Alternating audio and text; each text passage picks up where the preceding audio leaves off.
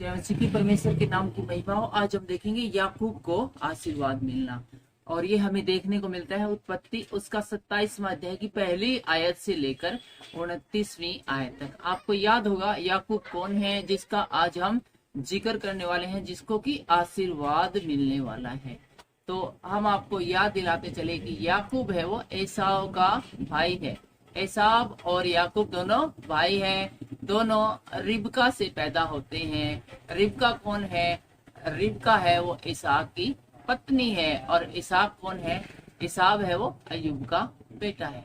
आप समझ गए कि अयूब का बेटा इसहाक और इसहाक का बेटा याकूब और एसाव है। और आज हम देखेंगे कि याकूब को किस प्रकार से इसहाक की तरफ से आशीर्वाद मिलता है। यहाँ एक बात हम बताते चले कि एसाव को आशीर्वाद नहीं मिलता है, और एसाव है वो पहले ही अपने पहलोठे का बड़े होने का अधिकार है वो बेटा है अपने भाई को वो खाना खाने के बदले में, दाल खाने के बदले में, जब वो शिकार खेल कर आया था तो उस दाल के बदले में उसने अपना पहलोठे का अधिकार ऑलरेडी बेच चुका है। अब तो महज एक फॉर्मेलिटी पूरी है। जब उसने अपना अधिकार बेच दिया पहलोठे का, तो जाहिर सी बात है कि जो आशीर्वाद इसहाक की तरफ से उसको मिलना चाहिए था वो एसाव को, वो क्यों मिलेगा? वो तो याकूब को मिलेगा, क्योंकि याकूब अपने भाई से पहले ही अपने पहलोठे का अधिकार है वो खरीद चुका है। आइए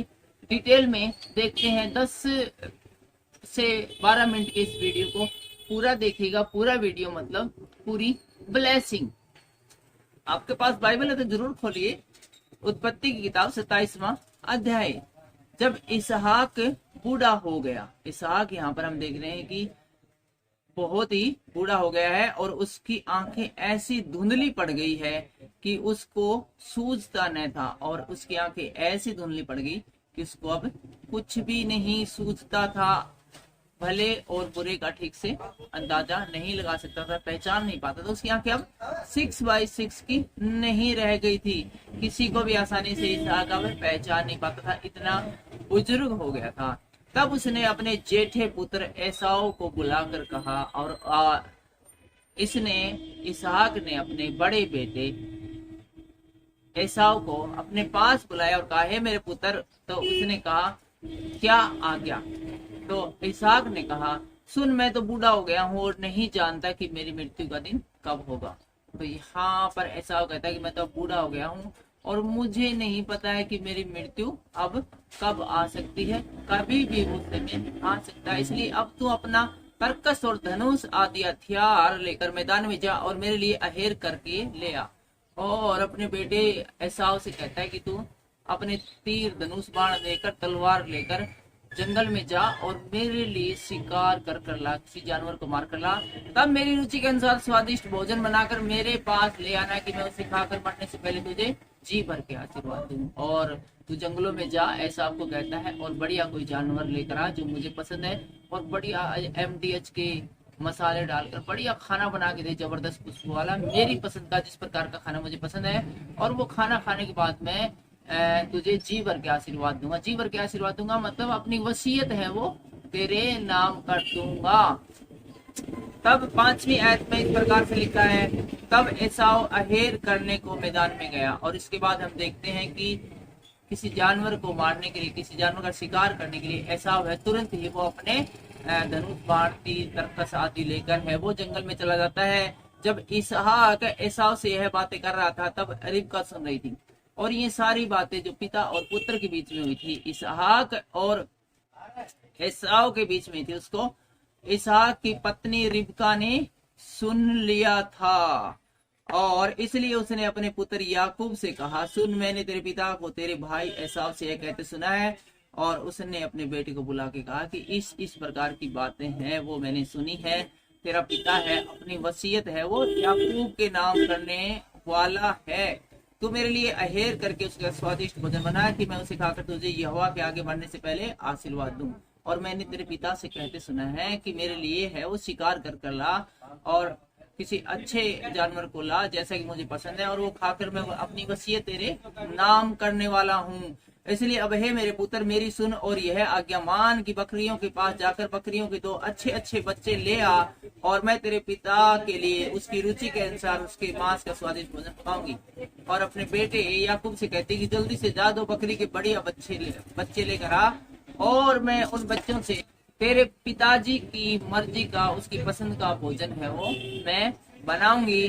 तब तू उसको अपने पिता के पास ले जाना कि वह उसे खाकर मरने से पहले तुझे आशीर्वाद दे, और इससे पहले कि तेरा भाई याकूब है वो शिकार लेकर आ जाए, खाना बनाकर अपने पिता को दे और वो उसको आशीर्वाद दे। इससे पहले ही मैं तुझे उन बकरी के बच्चों का जो तू मुझे ला कर देगा उसका खाना बनाकर तेरे पिताजी को दूंगी, और तू उसको अपने पिता के पास लेकर जाना, और पिताजी तेरा उस खाने को खाकर खुश होकर तुझे जी भर के आशीर्वाद दे।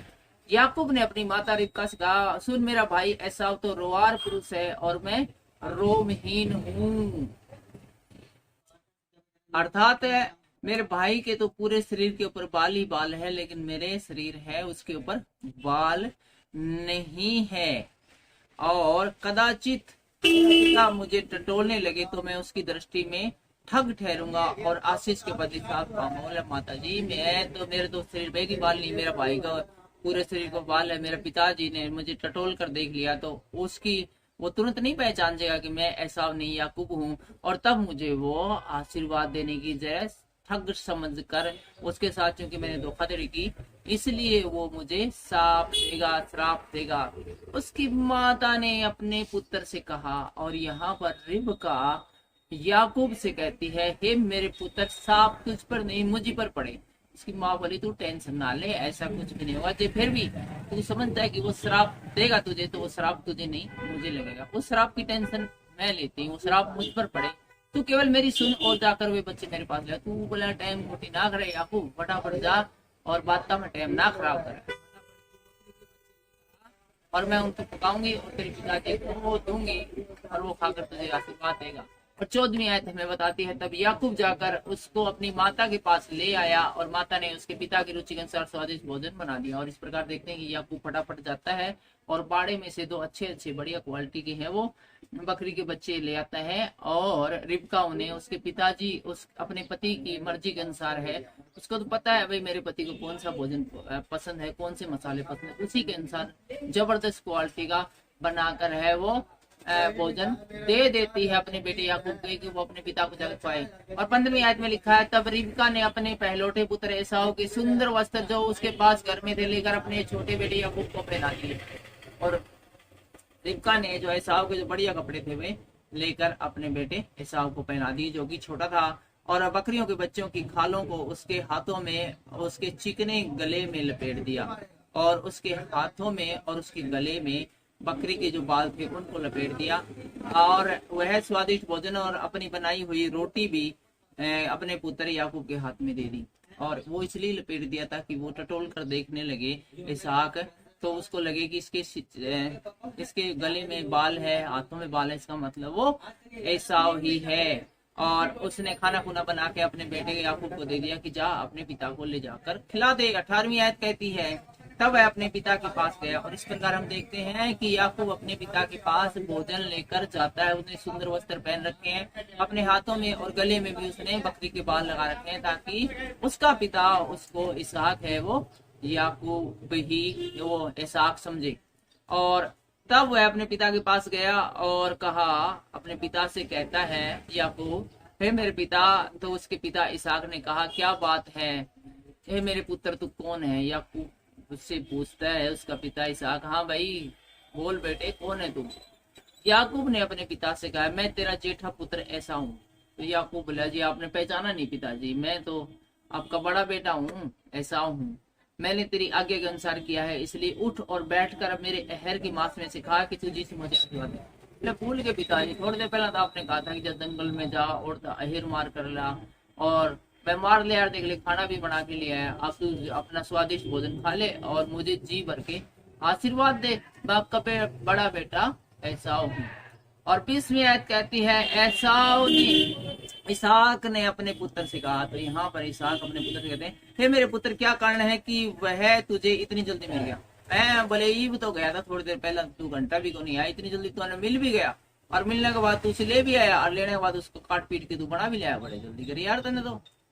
उसने यह उत्तर दिया, तेरे परमेश्वर यहोवा ने उसको मेरे सामने कर दिया। बोले ऐसा है पिताजी, आप तो जानते हो परमेश्वर ने जल्दी मैंने दिला दिया, क्योंकि परमेश्वर चाहता तो जल्दी खा, इसलिए मेरे को जल्दी मिल गया, जल्दी लिया तो तेरा टेंशन, जी मैं लेट करता तो तेरे टेंशन और फंस गए, केक करा। 21वीं आयत बताती है, फिर इसहाक ने याकूब से कहा, हे मेरे पुत्र निकट आ, मैं तुझे टटोल कर जान लूं कि तू सचमुच मेरा पुत्र एसाव है कि नहीं। बोला भाई नजदीक आ जा भाई याकूब, मैं तुझे टटोल कर देख लूं कि तू वो अपने पुत्र जो उसके लिए खाना लेकर गया जिसका नाम याकूब है, उसको कहता है एसाव तू मेरे पास आ, मैं टटोल कर देख लूं कभी और तो नहीं है कोई। तो वो उसको टटोलने के लिए पास में बुलाता है, टटोलने के लिए मतलब उसके बाल चेक करने के लिए, उसके गले में बाल है कि नहीं, हाथों में बाल है कि नहीं, उसकी वेरिफिकेशन के लिए अपने पुत्र को पास बुलाता है। इसहाक है वो वेरिफिकेशन तो करता है, बहुत अच्छी बात है, लेकिन धोखा देने वाले बड़े बलवान होते हैं, वो धोखा खाने वालों से भी बढ़कर होते हैं। धोखा खाने वाला चाहे कितनी भी सावधानी बरत ले, कितनी भी सावधानी बरत ले, धोखा देने वाले उससे 4 कदम आगे ही चलते हैं, उससे धोखा देकर ही मानते हैं हर हाल में। और आगे देखते हैं, तब याकूब अपने पिता इसहाक के निकट गया, और याकूब है अपने पिता इसहाक के निकट जाता है और उसे टटोल कर कहा, बोल तो याकूब का सल। बोले यार बोल तो तेरा नहीं लगा याकूब हो, पर आज तो तेरे एसाव के जान से पड़ते हैं, कुछ तो मैंने थोड़ी बहुत तो गड़बड़ सी तो लग गए है। तो इसहाक अपने बेटे से कहता है, और 23वीं आयत में कहती है, और उसने उसको नहीं पहचाना और पहचान नहीं पाया कि ये एसाव है या याकूब है, और क्योंकि उसके हाथ उसके भाई के रोआर थे, अतः उसको आशीर्वाद दिया। क्योंकि उसके हाथ और उसके जो गला था उसमें बकरी के बाल लगे थे, उसने इसलिए उसको एसाव ही समझ लिया। और 24वीं आयत कहती है, और इसीलिए उसने उसको आशीर्वाद दिया। और 24वीं आयत कहती है, और उसने पूछा, और एक बार फिर से इंक्वायरी करता है इसहाक और अपने बेटे याकूब से कहता है, क्या तू सचमुच मेरा पुत्र एसाव है? तो याकूब ने कहा, हाँ मैं हूं। तब हम देखते हैं कि इसहाक ने कहा, भोजन को मेरे निकट ले आ कि मैं अपने पुत्र के अहेर के मांस में से खाकर तुझे आशीर्वाद दूं। बोला फटाफट खाना तू मेरे पास ले आ ताकि मैं उसको खाकर तुझे आशीर्वाद दूं। तब वह उसको उसके निकट ले आया और उसने खाया, और वह उसके पास दाख मधु भी लाया और उसने पिया।